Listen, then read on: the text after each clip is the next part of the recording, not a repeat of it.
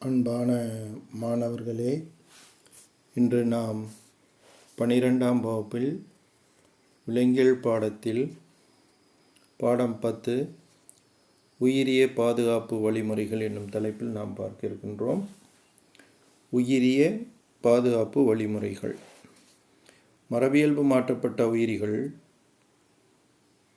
வளர்ச்சி பற்றி கருத்துக்கள் புவியளவில் வளர்ந்து வருவதால் உலக சுகாதார நிறுவனம் 1991ஆம் ஆண்டு உயரிய பாதுகாப்புக்காக முறைசாரா பணிக்குழுக்களை உருவாக்கியது. 1991ஆம் ஆண்டு உயிரிய பாதுகாப்புக்காக முறைசாரா பணிக்குழுக்களை உலக நல நிறுவனம் சொல்லக்கூடிய வேர்ல்டு ஹெல்த் ஆர்கனைசேஷன், சுருக்கமாக ஹோ என்று சொல்லினோம். ஹோ இவைகள் முறைசாரா பணிக்குழுக்களை உருவாக்கியது.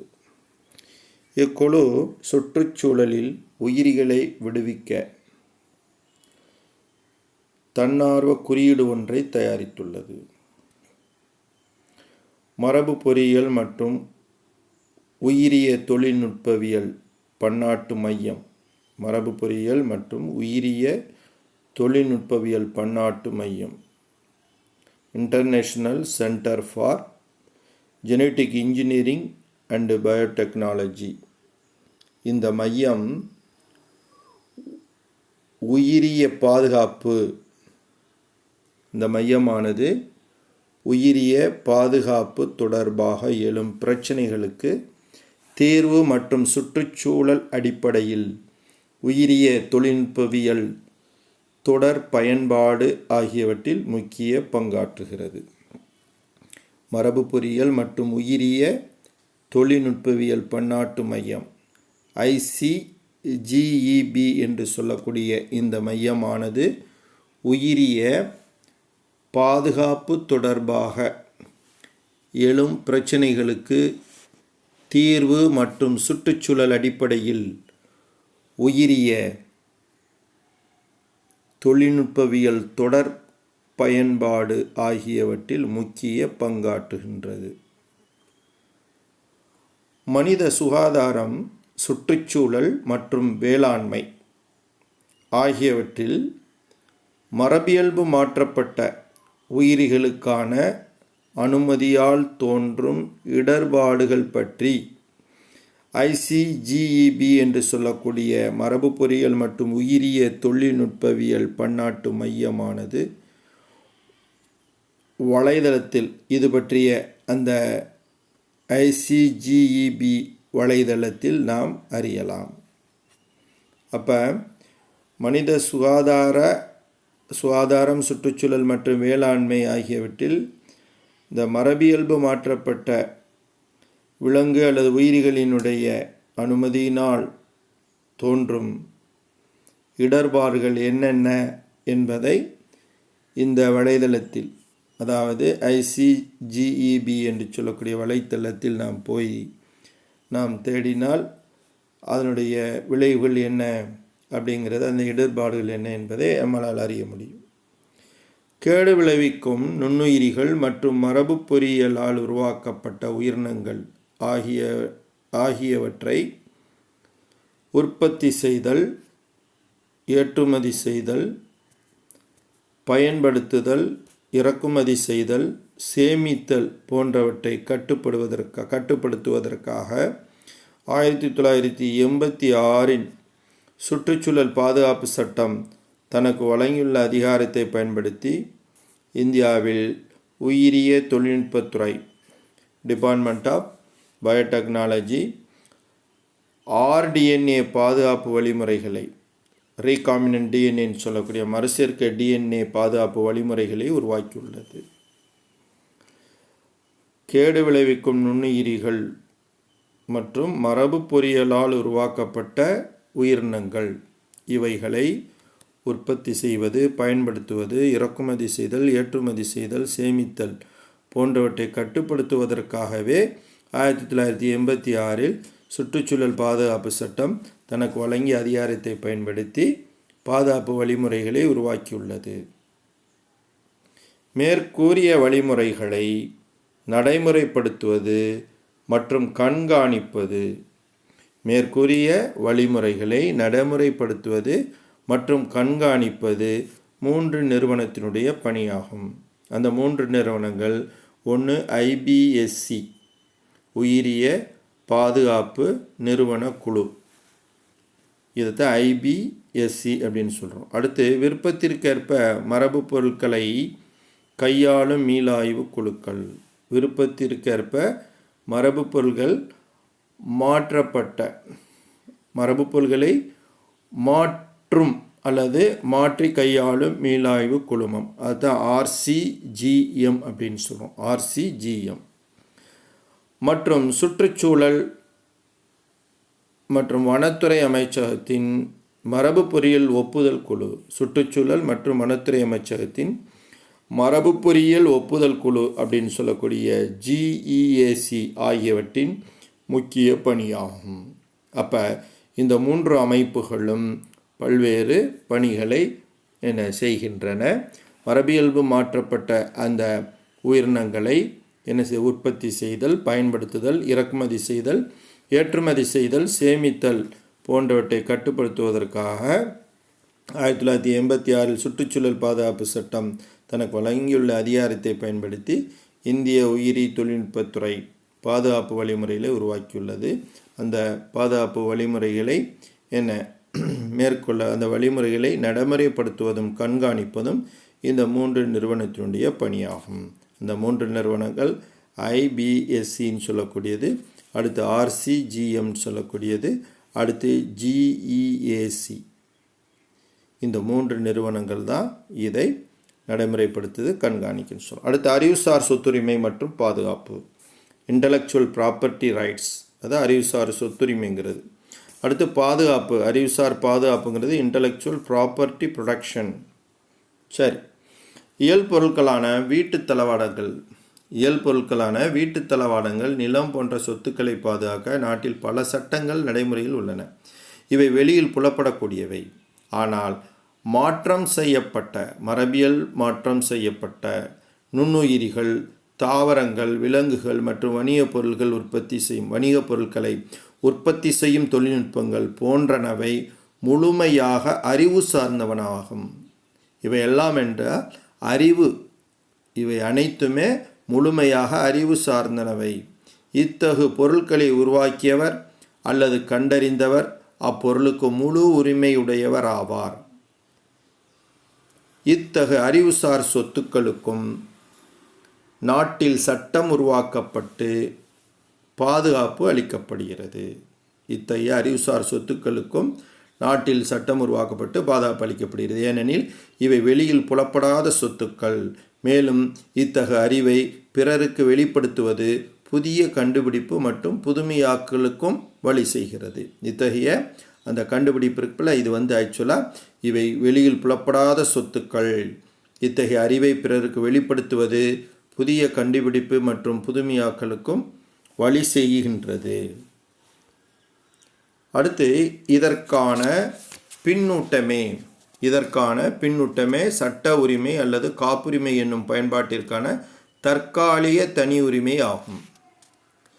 சட்டங்கள் தேசிய அளவிலும் பன்னாட்டு அளவிலும் உலக அளவிலும் அவ்வப்போது உருவாக்கப்படுகின்றன. உருவாக்கப்படும் புதிய பயிர் வகைகளும் அறிவுசார் சொத்துரிமை ஆகும். உருவாக்கப்படக்கூடிய புதிய வகைகள் அறிவுசார் சொத்துரிமையில் ஒன்றாகும். இது தாவர சாகுபடியாளர்களின் உரிமைகள் மூலமாக பாதுகாக்கப்படுது. தாவர சாகுபடியாளர்களின் உரிமைகள்ங்கிறத PBRன்னு சொல்கிறோம், பிளான்ட் பிரீடர் ரைட்ஸ். தாவர சாகுபடியாளர்களின் உரிமைகள், பிளான்ட் பிரீடர்ஸ் ரைட்ஸ், இதன் மூலமாக பாதுகாக்கப்படுகின்றது. எது அப்படின்னா புதிய பயிர் வகைகளும் அறிவுசார் சொத்துரிமையும். புதிய பயிர்களை அவங்க கண்டுபிடிக்கிறது. சரி, கிராம சமூகம் மற்றும் விவசாயிகளின் மரபியல் பல்வகைமை கொண்ட சிற்றின பயன்பாடு, மரபியல் அறிவு மற்றும் பரிமாற்றம் படைப்பு, பாதுகாப்பு ஆகியவற்றை இந்த தாவர சாகுபடியாளர்களின் உரிமைகள் அங்கீகரிக்கின்றது. பிபிஆர் அங்கீகரிக்கின்றது. தாவர சாகுபடியாளர் இதுவரை இல்லாத புதிய தாவர வகையை உற்பத்தி செய்ய அரசாங்கத்தால் அளிக்கப்படுவதே அறிவுசார் சொத்துரிமை. அறிவுசார் சொத்துரிமை மற்றும் பாதுகாப்பு. அறிவுசார் சொத்துரிமையை நம்ம சுருக்கமாக என்ன சொல்கிறோம்? ஐபிஆர். ஐபிஆருங்கிறது நம்ம எதை சொல்லக்கூடியது? ஐபிஆரினுடைய விரிவாக்கம் என்று எடுத்துக்கொண்டால் ஐ என்பது இன்டலெக்சுவல் ப்ராப்பர்ட்டி ரைட்ஸ், அறிவுசார் சொத்துரிமை. அடுத்து அறிவுசார் பாதுகாப்பு என்பது இன்டலெக்சுவல் ப்ராப்பர்ட்டி ப்ரொடெக்ஷன் தான் பாதுகாப்பு. அப்போ தாவர சாகுபடியாளர்கள் இதுவரை இல்லாத புதிய தாவர வகையை உற்பத்தி செய்ய அரசாங்கத்தால் அளிக்கப்படுவதே அறிவுசார் சொத்துரிமை மற்றும் பாதுகாப்பு எனப்படும். காப்புரிமை, மதிப்புரிமை, வணிக குறியீடு போன்ற பல்வேறு வரிகளில் அறிவுசார் சொத்துக்களின் உரிமை பாதுகாக்கப்படுகிறது. காப்புரிமை, பதிப்புரிமை, வணிக குறியீடு போன்ற பல்வேறு வரிகளில் அறிவுசார் சொத்துக்களின் உரிமை பாதுகாக்கப்படுகிறது. இப்போ ஒவ்வொன்றாக பார்ப்போம். ஃபஸ்ட்டு காப்புரிமை, பேட்டன்ட் ரைட்ஸ்னு சொல்லுவோம். பேட்டன்ட்ஸ். காப்புரிமை பொருளாதார முக்கியத்துவம் வாய்ந்த எண்ணற்ற உயிரிய பொருட்களின் உற்பத்தியை உள்ளடக்கியது. உயிரிய தொழில்நுட்பவியல் என்னும் அறிவியல் ஆகும்.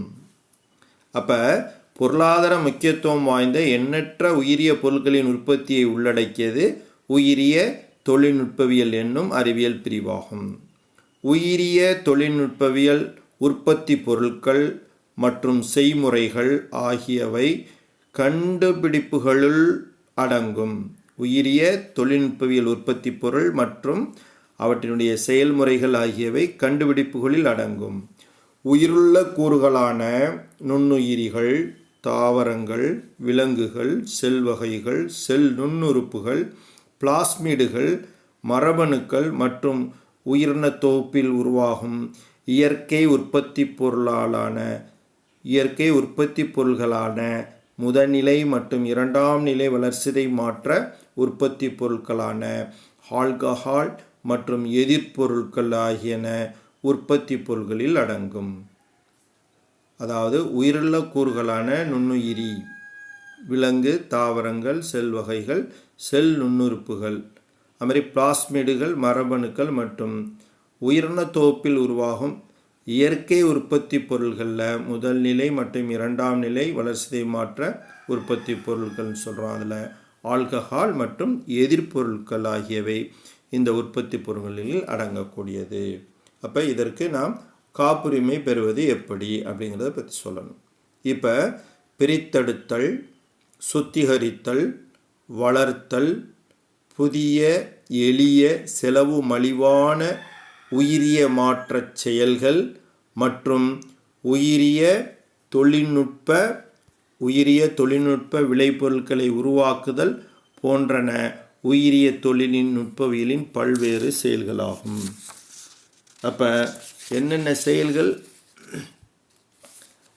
அதாவது பிரித்தெடுத்தல், சுத்திகரித்தல், வளர்த்தல், புதிய எளிய செலவு மலிவான உயிரிய மாற்ற செயல்கள் மற்றும் உயிரிய தொழில்நுட்ப விளைபொருட்கள் உருவாக்குதல் போன்றன உயிரிய தொழில்நுட்பவியலின் பல்வேறு செயல்கள் ஆகும். ஒருவர் கண்டுபிடித்த ஒரு பொருளை உற்பத்தி செய்ய, விற்பனை செய்ய மற்றும் பயன்படுத்த அரசால் ஒரு குறிப்பிட்ட காலம் வரை முழு உரிமையை ஆவணமாக வழங்குவதே காப்புரிமை என்பதாகும்.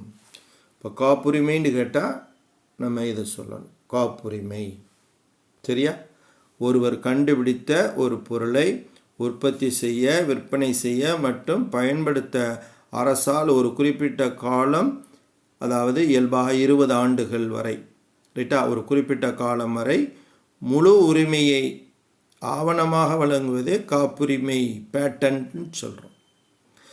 இந்த சட்டப்படியான ஆவணம், இந்த காப்புரிமைன்னு சொல்லக்கூடிய இந்த சட்டப்படியான ஆவணம் கண்டுபிடித்தவர் மற்றும் கண்டுபிடித்தலை பாதுகாக்கும் உரிமை மற்றும் சலுகையாகும். கண்டுபிடித்தவர் மற்றும் கண்டுபிடித்தலை பாதுகாக்கும் உரிமை மற்றும் சலுகையாகும். கண்டுபிடிப்பாளரின் கடின உழைப்பு, நேரம், கருத்துக்கள், முதலீடு ஆகியவற்றிற்கேற்ப சீரான வருவாய் கிடைக்க வழி செய்வதே காப்புரிமையின் நோக்கம். அதாவது கண்டுபிடிப்பாளரினுடைய கடின உழைப்பு, நேரம், கருத்துக்கள், முதலீடு ஆகியவற்றிற்கேற்ப சீரான வருவாய் கிடைக்க வழி செய்வதே காப்புரிமையின் நோக்கமாகும். இப்போ காப்புரிமை பெற தேவையான அடிப்படை தகுதிகள் என்ன அப்படிங்கிறது ஒரு 3 பாயிண்ட் கொடுத்துருக்காங்க. காப்புரிமை பெற தேவையான அடிப்படை தகுதியில் 1, கண்டுபிடிப்பு புதுமையானதாகவும் பாதுகாப்புள்ளதாகவும் இருத்தல் வேண்டும். 2, உற்பத்தி பொருட்கள் புதிய கண்டுபிடிப்பாகவும் மீண்டும் தயாரிக்க தகுந்ததாகவும் இருத்தல் வேண்டும். 3வது, காப்புரிமை விண்ணப்பத்தில் கண்டுபிடிப்பு பற்றிய முழு விளக்கமும் இருத்தல் வேண்டும். இதை காப்புரிமை பெற தேவையான அடிப்படை தகுதிகள். இப்போ இதுவரைக்கும் என்னென்ன காப்புரிமை இதுவரைக்கும் பெற்றிருக்காங்க, எந்தெந்த உயிரிக்கு பெற்றிருக்காங்கங்கிறது ஒரு விஷயம் சொல்லியிருக்காங்க. அதில் பார்த்தீங்கன்னா, அதாவது தாமஸ் ஆல்வா எடிசன் இவர் 1000 கண்டுபிடிப்புகளுக்கு மேலே கண்டுபிடிச்சிருக்கார். சரியா? அதில் இவர் கண்டுபிடிச்சதை முக்கியமாக சொல்ல போகும்போது இந்த விளக்குகள். சரியா? விளக்கு முதல்ல லைட்டை கண்டுபிடிச்சது தாமஸ் ஆல்வா எடிசன் தான். தாமஸ் ஆல்வா எடிசன் மட்டுமே உலகில் 1000க்கும் மேற்பட்ட காப்புரிமையை தன் கணக்கில் கொண்ட அறிவியலாளர். அப்போ தாமஸ் ஆல்வா எடிசன் தான் 1000க்கு மேலே உள்ள கண்டுபிடிப்பில் கண்டுபிடிச்சிருக்காரு. அதற்கான அந்த பேட்டன் சொல்லக்கூடிய காப்புரிமையை பெற்றிருக்காரு. அதேமாரி இந்த சூடோமோனாஸ் புட்டிட்டான்னு சொல்லக்கூடிய, அதாவது சூப்பர் பக், 1980 முதலில் காப்புரிமை பெற்ற உயிரினம். 1980 முதலில் காப்புரிமை பெற்ற ஒரு உயிரினம் மரபு பொறியியல் மூலம், அதாவது மரபியல்பு மாற்றம் செய்யப்பட்ட பாக்டீரியா, மரபு பொறியியல் மூலம் மரபியல்பு மாற்றம் செய்யப்பட்ட பாக்டீரியாவான சூடோமோனாஸ் புட்டிட்டா 1971 ஆண்டு பேராசிரியர் ஆனந்த மோகன் சக்கரவர்த்தி என்பவரால் இது உருவாக்கப்பட்டது. 1971 உருவாக்கப்பட்டது இந்த சூடோமோனாஸ். ஆனால் அந்த பேட்டன் சொல்லக்கூடிய காப்புரிமை வழங்கப்பட்டது 1980. கிட்டத்தட்ட 9 வருஷத்திற்கு பிறகு அந்த காப்புரிமை வழங்கப்பட்டது. சரி, இப்போ அடுத்து நாம் பார்க்கக்கூடியது அறிவுசார் சொத்துரிமை வணிகம். அறிவுசார் சொத்துரிமை வணிகம் தொடர்பான கட்டண நிர்ணயம் மற்றும் வர்த்தக பொது ஒப்பந்தம். சரி, உலக வர்த்தக பங்கீடு தொடர்பான சர்ச்சைகளுக்கு தீர்வு காண, உலக வர்த்தக பங்கீடு தொடர்பான சர்ச்சைகளுக்கு தீர்வான 1948 ஆண்டு வளர்ந்த நாடுகளால் வடிவமைக்கப்பட்டது தான் GATT ஒப்பந்தமாகும். GATT ஒப்பந்தம்ங்கிறது தான் நம்ம என்ன சொல்லலாம், அதாவது வணிகம் தொடர்பான கட்டண நிர்ணயம் மற்றும் வர்த்தக பொது ஒப்பந்தம். அறிவுசார் சொத்துரிமை வணிகம் தொடர்பான கட்டண நிர்ணயம் மற்றும் வர்த்தக பொது ஒப்பந்தம். இந்த ஒப்பந்தத்தின் நன்மைகள் வளர்ந்த நாடுகளால் மட்டுமே அனுபவிக்கப்பட்டன. இந்த ஒப்பந்தம் இருக்கு பாருங்க, அந்த ஒப்பந்தத்தினுடைய நன்மைகள் வளர்ந்த நாடுகளால் மட்டுமே அனுபவிக்கப்பட்டன. 1988 அமெரிக்க பாராளுமன்றம் அனைத்து வணிகம் மற்றும் போட்டித்தன்மை சட்டம் என்னும் சட்டத்தை இயற்றி, அனைத்து வணிகம் மற்றும் போட்டித்தன்மை சட்டம் என்னும் சட்டத்தை இயற்றி வர்த்தகம் தொடர்பான சட்டத்திட்டங்களை விசாரிக்கும் அதிகாரத்தை, வர்த்தகம் தொடர்பான சட்டத்திட்டங்களை விசாரிக்கும் அதிகாரத்தை அமெரிக்க ஐக்கிய நாடுகளுக்கு வழங்கியது. இந்த வணிகம் மற்றும் போட்டித்தன்மை சட்டம் இருக்குல்ல, அதுதான் OTCAன்னு சொல்கிறோம். ஆம்னிபஸ் ட்ரேட் அண்டு காம்படிட்டிவ்னஸ் ஆக்ட்னு சொல்லக்கூடியது. ஓம்னிபஸ் ட்ரேட் அண்டு காம்படிட்டிவ்னஸ் ஆக்ட். இதைத்தான் அனைத்து வணிகம் மற்றும் போட்டி தன்மை சட்டம் அப்படின்னு சொல்கிறோம்.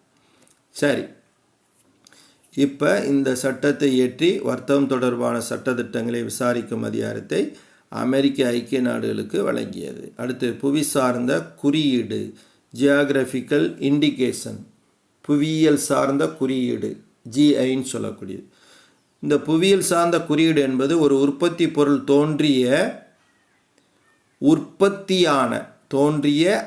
உற்பத்தியான குறிப்பிட்ட நிலப்பரப்பை சார்ந்தோ அதன் சிறப்பியல்பு அல்லது பண்பை பொறுத்து வழங்கப்படும் ஒரு பெயர் அல்லது குறியீடு ஆகும். ஒரு உற்பத்தி பொருள் தோன்றிய அல்லது உற்பத்தியான குறிப்பிட்ட நிலப்பரப்பை சார்ந்தோ அதன் சிறப்பியல்பு அல்லது பண்பை பொறுத்தோ வழங்கப்படும் ஒரு பெயர் அல்லது குறியீடு. இதுதான் புவியியல் சார்ந்த குறியீடுன்னு சொல்கிறோம். இப்போ புவியியல் சார்ந்த குறியீடுண்டா என்னங்கிறத ஒரு 3 மார்க்காவோ 2 மார்க்காவோ கேட்கலாம். சரி, இப்போ அடுத்து நாம் பார்க்கக்கூடியது, இந்த குறியீடு குறிப்பாக வேளாண் உற்பத்தி பொருள், உணவுப் பொருட்கள், கைவினைப் பொருட்கள் மற்றும் தொழிலக உற்பத்தி பொருட்களுக்கு வழங்கப்படுவதாகும். 4 சொல்லியிருக்காங்க. வேளாண் உற்பத்தி பொருட்கள், உணவுப் பொருட்கள், கைவினைப் பொருட்கள் மற்றும் தொழிலக உற்பத்தி பொருட்களுக்கு வழங்கப்படுவதாகும். எது? ஜிஐன்னு சொல்லக்கூடிய புவியியல் சார்ந்த குறியீடு. 2004 மற்றும் 2005ஆம் ஆண்டு இந்தியாவில் முதலில் புவியியல் சார்ந்த குறியீடு பெற்ற பொருள் டார்ஜிலிங் தேயிலை. தேயிலை இருக்குல்ல, அதில் டார்ஜிலிருந்து உருவாக்கப்பட்ட தேயிலை தான் இந்தியாவில் முதலில் புவியியல் சார்ந்த குறியீடு பெற்ற ஒரு பொருள். அதே போல் தமிழ்நாட்டில் உள்ள மற்ற எந்த பொருட்கள் இந்த மாதிரி புவியியல் சார்ந்த குறியீடு பெற்றது அப்படிங்க போகும்போது, காஞ்சி பட்டு, கோவையில் மாவரைக்கும் இயந்திரம், கோவையில் இருக்கக்கூடிய மாவரைக்கும் இயந்திரம், தஞ்சை வண்ண ஓவியங்கள், மதுரை மல்லிகை, மதுரையில் உள்ள மல்லிகைப்பூ, அது மாதிரி திருநெல்வேலி அல்வா மற்றும் நாகர்கோவில் கோவில் ஆபரணங்கள் ஆகியன தமிழகத்தில் புவியியல் சார்ந்த குறியீடு பெற்ற சில பொருட்கள் ஆகும். இந்தியாவில் முதல்ல பெற்றது டார்ஜிலிங் தேயிலை, தமிழ்நாட்டில் காஞ்சிப்பட்டு, இந்த கோவையில் உள்ள மாவரைக்கு இயந்திரம், தஞ்சை வண்ண ஓவியங்கள், மதுரை மல்லிகை, திருநெல்வேலி அல்வா, நாகர்கோவில் கோவில் ஆபரணங்கள், இதெல்லாம் நம்ம பல்வேறு புவி சார்ந்த குறியீடு பெற்ற பொருட்கள் அப்படின்னு பார்க்குறோம். அடுத்து பதிப்புரிமை, காப்பிரைட்ஸ்னு சொல்லக்கூடிய பதிப்புரிமை. ஒரு நூலாசிரியர் வெளியிட்ட படைப்புகளுக்கான படைப்புரிமையை பாதுகாத்தல் ஐபிஆரின் கீழ் வருகிறது. ஐபிஆர்னா தெரியும், நம்ம சொன்னோம்ல, ஐங்கிறது எதை சொன்னோம்? ஐங்கிறது இன்டலெக்சுவல் ப்ராப்பர்ட்டி ரைட்ஸில் வரக்கூடியது. இன்டலெக்சுவல் ப்ராப்பர்ட்டி ரைட்ஸ், அறிவுசார் சொத்துரிமையில் வரக்கூடியது. ஒரு நூலாசிரியர் வெளியிட்ட படைப்புகளுக்கான படைப்புரிமையை பாதுகாத்தல், இது ஐபிஆரின் கீழ் வரக்கூடியது. பதிப்புரிமை நூலாசிரியரின் கருத்து வெளிப்பாட்டிற்கு வழங்கப்படும் பாதுகாப்பு ஆகும். பதிப்புரிமை நூலாசிரியரின் கருத்து வெளிப்பாட்டிற்கு வழங்கப்படும் பாதுகாப்பு. எடுத்துக்காட்டாக, நூலாசிரியர், பதிப்பாசிரியர், நூல் வெளியீட்டாளர் அல்லது பதிப்பாளர் மற்றும் நூல் வெளியீட்டாளர் ஆகிய இருவருக்கும் வழங்கப்படும் உரிமை. சரியா? அந்த பதிப்பு ஆசிரியருக்கு தரக்கூடிய உரிமை, நூலாசிரியருக்கு தரக்கூடிய உரிமை, நூல் வெளியீட்டாளருக்கு தரக்கூடிய உரிமை, அடுத்து பதிப்பாசிரியர் மற்றும் நூல் வெளியீட்டார் 2 பேருக்குமே வழங்கக்கூடிய உரிமை. இது எல்லாத்தையும் உள்ளடக்கியது தான் இந்த பதிப்புரிமை அப்படின்னு சொல்லக்கூடியது. சரி, நூலினுடைய கருத்துக்கள் நகலாக்கம், பிரதி எடுப்பது, நூல்களை நிறைய பிரதி எடுப்பது, நகலாக்கம் அல்லது மறுபதிப்பு செய்ய, மீண்டும் ஒரு புதிய பதிப்பு இடுவது, புதிதாக பதிப்பிடுவது, மறுபதிப்பு செய்ய பதிப்புரிமையாளரிடம் எழுத்துப்பூர்வமான அனுமதி பெறுதல் வேண்டும். நூலின் கருத்துக்கள் நகலாக்கம் அல்லது மறுபதிப்பு செய்ய பதிப்புரிமையாளரிடம் எழுத்துப்பூர்வமாக அனுமதி பெறுதல் வேண்டும். ஒரு பொருள் எவ்வாறு உருவாக்கப்பட்டது என்பதை பாதுகாப்பது காப்புரிமை மற்றும் வணிக ரகசியங்கள் ஆகியவையாகும்.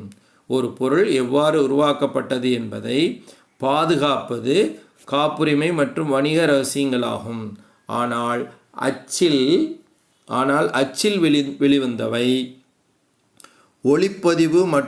ஒளிப்பதிவு செய்து வெளியிடப்பட்டவை.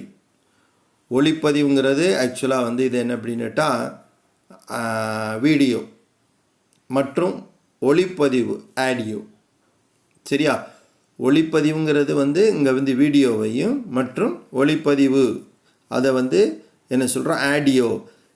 ஒளிப்பதிவு செய்து வெளியிட்டவை போன்ற வெளிவந்த படைப்புகளை பதிப்புரிமை பாதுகாக்கிறது. அப்போ இந்த பதிப்புரையின் மூலமாக ரைட்டா அதாவது முதல்ல நம்ம காப்புரிமை சொன்னோம், ரெண்டாவது புவியியல் சார்ந்த குறியீடு சொன்னோம், மூணாவது பதிப்புரிமை காப்பிரைட்ஸ்ன்னு சொல்லக்கூடியது. இப்போ இந்த காப்பிரைட்ஸ்ன்னு சொல்லக்கூடிய பதிப்புரை ரைட்டா பதிப்புரிமையின் மூலமாக அச்சில் வெளிவந்தவை, அதே மாதிரி ஒளிப்பதிவு மற்றும் ஒளிப்பதிவு செய்து வெளியிட்டவை போன்ற வெளிவந்த படைப்புகளை பதிப்புரிமை வந்து பாதுகாக்கிறது. இதை வந்து யாரும் தவறாக பயன்படுத்த முடியாதது பாதுகாக்கிறது. உயிரிய தொழில்நுட்பவியல் துறையில் டிஎன்ஏ வரிசை தரவுகள் டிஎன்ஏ பற்றிய தகவல்களை முறையாக வரிசைப்படுத்தக்கூடிய அந்த பதிவுகள், அதை டிஎன்ஏ வரிசை தரவுகள் அல்லது வேறு பதிப்பு வடிவங்கள் ஒளி நுண் வரைபடங்கள் போன்றன பதிப்புரிமையில் அடங்கும். டிஎன்ஏ வரிசை தரவுகள் அல்லது வேறு பதிப்பு வடிவங்கள் ஒளி நுண் வரைபடங்கள் போன்றவை பதிப்புரிமையில் அடங்கும். அடுத்து வணிக குறியீடு ட்ரேட்மார்க். வணிக குறியீடு என்பது ஒரு நிறுவனத்தின் தனியொரு பொருளை அல்லது நடவடிக்கையை கண்டறிய பயன்படும் சொற்கள் அல்லது குறியீடாகும். வணிக குறியீடு என்பது ஒரு நிறுவனத்தின் தனியொரு பொருளை அல்லது நடவடிக்கையை கண்டறிய பயன்படும் சொற்கள் அல்லது குறியீடாகும். பொதுமக்களுக்கு உண்மையான வணிகப் பொருளையும் பிறரால் உருவாக்கப்படும் போலி பொருளையும் பிரித்தறிய பொதுமக்களுக்கு உண்மையான வணிகப் பொருளையும் பிறரால் உருவாக்கப்படும் போலி பொருளையும் பிரித்தறிய வணிக குறியீடு வழிவகை செய்கின்றது. பரந்த எல்லையில்லா பயன்பாடுகளை கொண்டதால் உயிரிய தொழில்நுட்பவியல் உலகில் அரசு மற்றும் பெரிய வணிக நிறுவனங்களை ஈர்க்கும் சுயசார்பு துறையாகும். அப்போ பரந்த எல்லையில்லா பயன்பாடுகளை கொண்டதால் இந்த உயிரிய தொழில்நுட்பவியல் பாருங்க, இது உலகளவில் அரசு மற்றும் பெரிய வணிக நிறுவனங்களை ஈர்க்கும் சுயசார்பு துறை. மரபியல் நோய்கள் மற்றும் பிற நோய்களை தீர்க்க வல்ல சஞ்சீவியாக இந்த உயிரிய தொழில்நுட்பவியல் கருதப்படுகிறது. மரபிய நோய்கள் மற்றும் பிற நோய்களை தீர்க்க வல்ல சஞ்சீவியாக இந்த துறை வந்து கருதப்படுகிறது. உயிரி தொழில்நுட்பவியல் உற்பத்தி பொருட்களினுடைய தேவை உலகளவில் உயர்ந்து வருகின்றது. உயிரி தொழில்நுட்பவியல் உற்பத்தி பொருட்களுடைய தேவை உலகளவில் உயர்ந்து வருகிறது. இந்த அறிவியல் பிரிவு மனித நலம், வேளாண்மை, சுற்றுச்சூழல் மற்றும் தொழிலகங்கள் தொடர்பான பிரச்சனைகளுக்கு எதிர்காலத்தில் சிறந்த தீர்வளிக்கும் துறையாகும். இதுவரை நாம் பார்த்தது வந்து உயிரி தொழில்நுட்பவியலினுடைய பயன்பாடுகள் என்ற தலைப்பில் நாம் பார்த்தோம். அடுத்து நாம் பாடம் 11 துவங்க இருக்கின்றோம். இதுவரைக்கும் நம்மால் நடத்தப்பட்ட அந்த பாடங்களை தெளிவாக புத்தகத்தை பார்த்து படித்து புரிந்து நீங்கள் தேர்வுக்கு தயாராகுமாறு கேட்டுக்கொள்கிறேன். இந்த பாடச் சுருக்கத்தில் புத்தகத்தில் இல்லாத ஒரு விஷயம் கொடுத்துருக்குறாங்க. அதாவது எப்படின்னுட்டா, உயிரி தொழில்நுட்பவியல் என்ற சொல்லை முதலில் பயன்படுத்தியவர் யார் அப்படின்னு ஒரு கேள்விக்கு ஆன்சர் சொல்லியிருக்குது. ஹங்கேரி வேளாண்மை பொறியாளர் கார்ல் எரிகி. ஹங்கேரி வேளாண் பொறியாளர் கார்ல் எரிகி 1919ஆம் ஆண்டு உயிரி தொழில்நுட்பவியல் என்ற சொல்லை முதலில் உருவாக்கினார். இது வந்து ஒரு மார்க்கில் கேட்கலாம். சரியா? அப்போ இது வந்து முன்னாடி நம்மளுக்கு கொடுக்கல. இது வந்து நமக்கு பாட சுருக்கம் என்ற தலைப்பில் கொடுத்திருக்கிறது. நீங்கள் இது போன்ற வினாக்களை நீங்கள் தயார் செய்து தேர்வுக்கு தயாராகுமாறு கேட்டுக்கொள்கிறேன். இதுவரை 10 பாடங்கள் முழுமையடைந்து விட்டது. இன்னும் 3 பாடங்களே மீதமுள்ளது. ஏற்கனவே நடத்தப்பட்ட பாடங்களை சரியாக புரிந்து நீங்கள் படித்து வெற்றியடையுமாறு அன்போடு கேட்டுக்கொள்கிறேன்.